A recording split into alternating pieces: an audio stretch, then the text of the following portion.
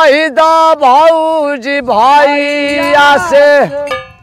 कहीदा मरी गवनवा राम कहीदा भौजी भाई भौजी भैया से अरे कहीदा मरी गवनवा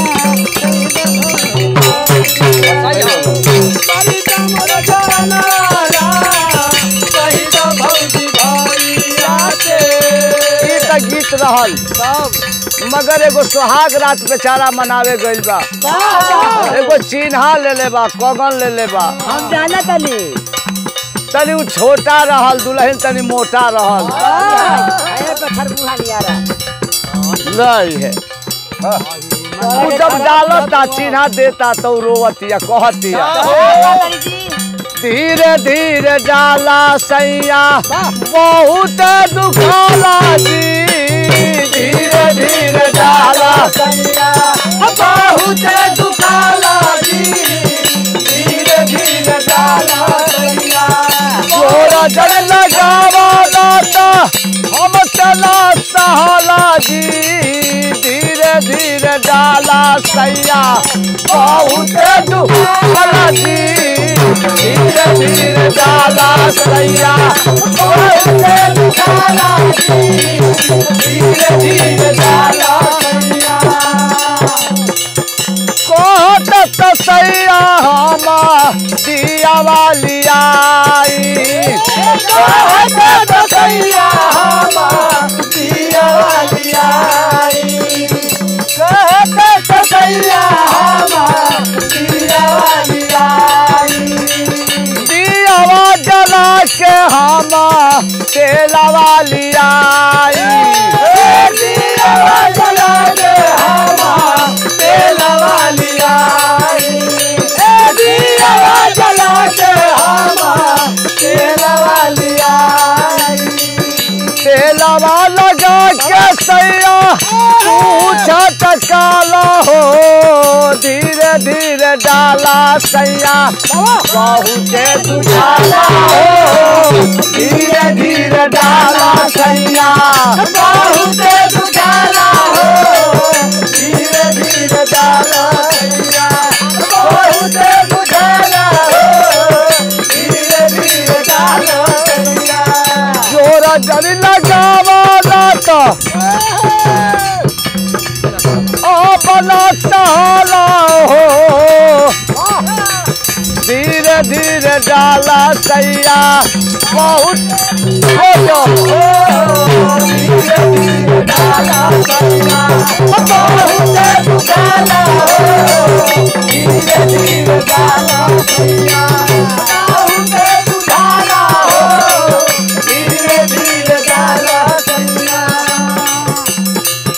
बड़ा जोर दर्द होला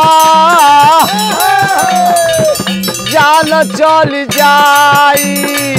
बड़ा जोर दर्द होला जान चल जाई बड़ा जोर दर्द होला जान चल जाई रोवला पसैया सुना सब सुतल बा अगर हम रोवे लागब सब जान जाई बर्दाश्ते नहीं के होते तना बिजोड़ डालत है हाँ रोवला पसैया सुना सब जान जाई रोवला पसैया सुना सब जान जाई रोवला पसैया सुना सब जान जाई आज मत डालो बल्कि दूसरे मजालो हो धीरे धीरे डाला सैया बहुत दुखाला हो धीरे धीरे डाला सैया बहुत दुखाला हो धीरे धीरे डाला सैया बहुत दुखाला हो धीरे धीरे डाला सैया तोहर तसैया नहीं डाल के अंदाज बा तोहरा तसैया नहीं डाल के अंदाज बा